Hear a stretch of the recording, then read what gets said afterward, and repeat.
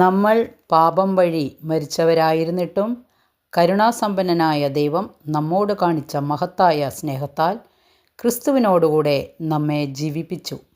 കൃപയാൽ നിങ്ങൾ രക്ഷിക്കപ്പെട്ടു.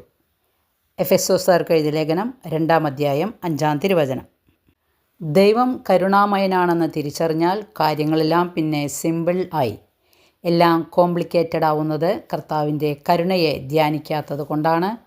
മറിയം ദൈവത്തിൻ്റെ കരുണയെ വാഴ്ത്തിപ്പാടിയ സ്ത്രീയാണ്.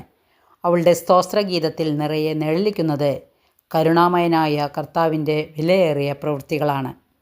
ഒരിക്കലും ആർക്കും പൊറുക്കാൻ പറ്റാത്ത അപരാധമാണ് കായേൻ ചെയ്തത്. എന്നിട്ടും അവൻ കർത്താവിൻ്റെ മുൻപിൽ കരഞ്ഞു.